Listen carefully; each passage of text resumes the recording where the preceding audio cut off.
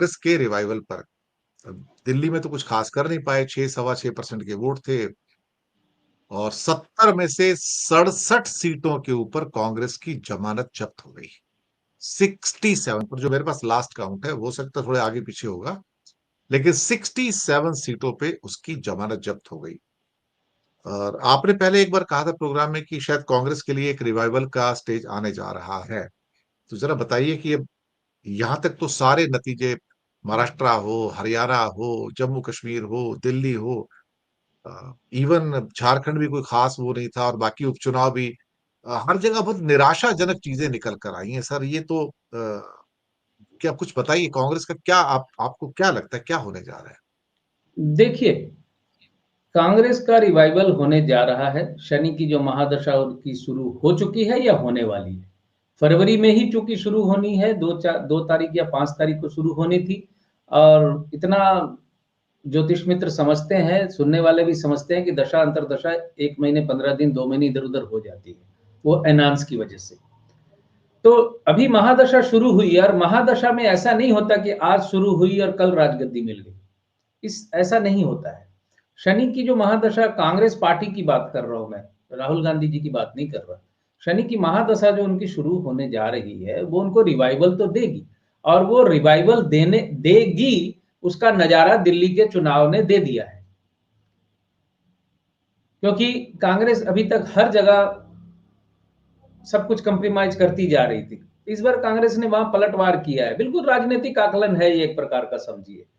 कांग्रेस ने पलटवार किया है। और आपने शायद 2024 के चुनाव के पहले मुझसे पूछा था कि इंडिया गठबंधन में केजरीवाल इत्यादि सबका नाम पूछा, तो मैंने कहा था कि केजरीवाल जी को इंडिया गठबंधन में लेना, मुझे नहीं लगता है कि ये कोई अच्छा गठजोड़ होगा उनका।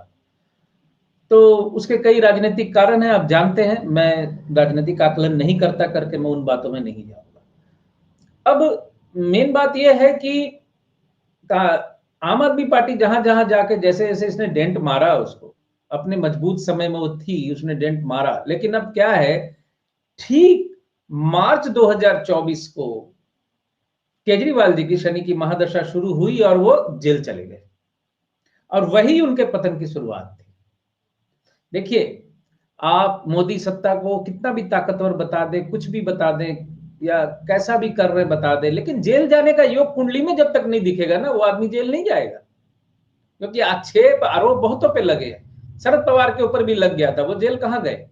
वो जेल गए क्या? राहुल गांधी को तो कितना इन्होंने टॉर्चर किया, कई तरह की चीजों में फंसाने की कोशिश की, कहां गए जेल वो? राहुल गांधी पे भी मैंने बोला था इनके जेल जाने का योग नहीं है।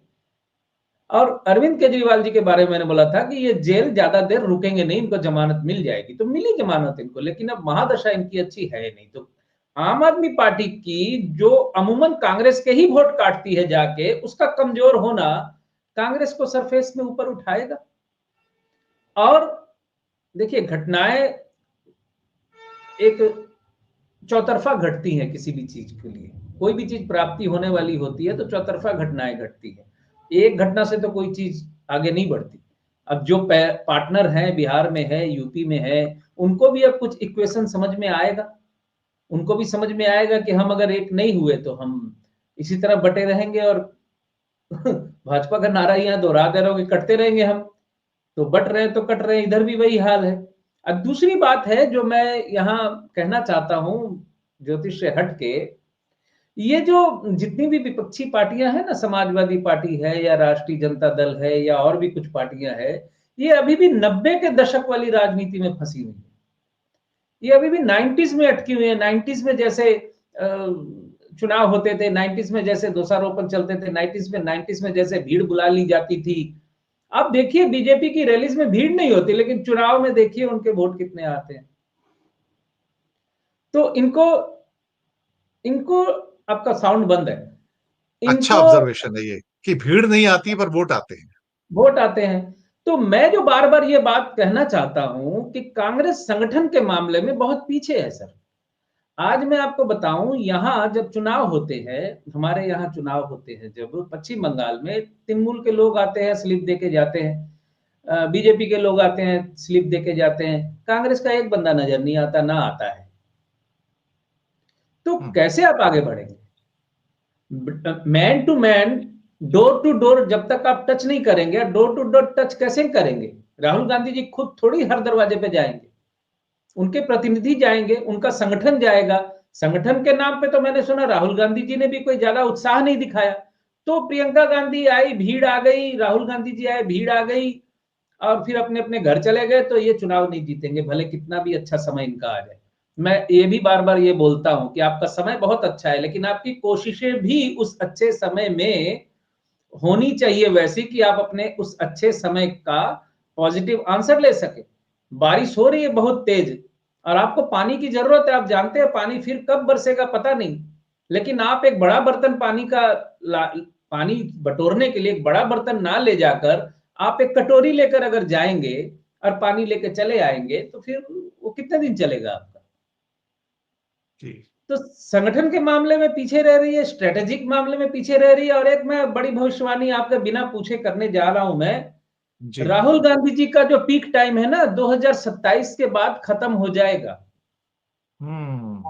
2027 के बाद राहुल गांधी जी का पीक टाइम खत्म हो जाएगा। 29 के बाद प्रियंका गांधी जी का टाइम पीक पे जाने वाला है। इस चीज को अब समझ लें ये लोग। कई लोग तो मुझे कहते हैं ना, सर आप बोल देते हैं, आप बोल देते हैं कि अमित शाह जी का समय खराब है, तो अमित शाह जी सावधान हो जाते हैं। मतलब इस तरह का कई लोग मजाक करते हैं, बोले सर आप बोल बोल के बचा लेते हैं इनको कि समय खराब है, चलिए, सावधान हो जाओ।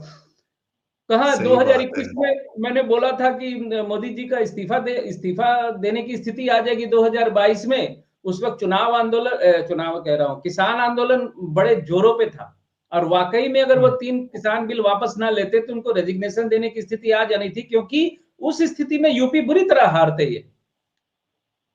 जी। लेकिन देखिए उन्होंने उपाय कर लिया, किसान बिल वापस ले लिए, उस व्यक्ति ने वापस ले लिए जो कदम ही नहीं पीछे खींचता, भले कोई मरता रहे, कुछ होता रहे।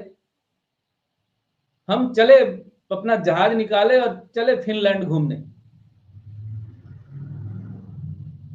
तो ये राहुल गांधी जी के बारे में ये बात नोट करके रख ले दर्शक, 2027 तक उनका पीक टाइम है। जैसे ही ये शनि की अंतरदशा, शुक्र में शनि की अंतरदशा उनकी खत्म होगी, सूर्य की अंतरदशा से उनका समय बहुत बेहतर नहीं है।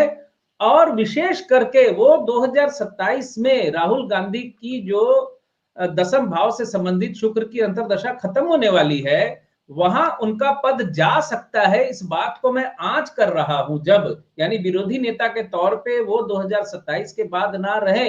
इन सारी बातों को 2 और 2 4 जोड़ के मैंने ये जवाब निकाला है कि मध्यावधि चुनाव 2027 के अंत तक हो सकते हैं। क्योंकि देखिए उनका जेल जाने का योग है नहीं, तो वो नेता विपक्ष से हटेंगे कैसे?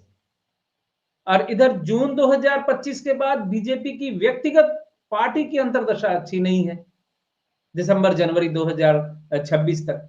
तो यहाँ सर, पे ये भी खिचड़ी, तो हो सकता है ना कि राहुल गांधी विड्रॉ कर जाए और प्रियंका गांधी एलओपी बन जाए, ये भी तो हो सकता है ना। ये अनदर अनदर एक चिंता है, हो सकता है। हो प्रियंका सकता है गांधी का, वो। प्रियंका गांधी का 2029 तक उन्नति का टाइम तो है, और 29 के बाद उनका समय सत्ता से जुड़ने का टाइम है। लेकिन मैं फिर दोहरा दे रहा हूं, ये जो स्थिति है, कांग्रेसी मित्र सुन ले, कांग्रेस आज की तारीख में अकेली ताकत पे भारतवर्ष पे शासन करने की स्थिति में नहीं है। और जो जितने विरोधी हैं, ये भी अपनी अपनी वो 90 वाली राजनीति में फंसे हुए हैं। ऐसे ही करते रहेंगे तो कितना भी अच्छा टाइम रहे, भाजपा फिर 2047 तक ठीक ही राज करेगी। वो कह रहे हैं जो 2047 तक रहेगी, तो बड़े आराम से रहेगी। इस तरह से बिखरा हुआ विपक्ष इसको इतना शानदार मिला है जिनको। और सच बात तो यह है, राहुल गांधी बहुत अच्छे इंसान है, दिल के बहुत अच्छे इंसान है। लेकिन बुरा ना माने उनके समर्थक जो है, राहुल गांधी कोई करिश्माई लीडर नहीं है। हाँ, इस अच्छी मामले बात में कही आप। प्रियंका गांधी थोड़ी सी उनसे प्लस पॉइंट में है कि प्रियंका गांधी करिश्माई लीडर है, राहुल गांधी करिश्माई लीडर नहीं। एक आखिरी सवाल है।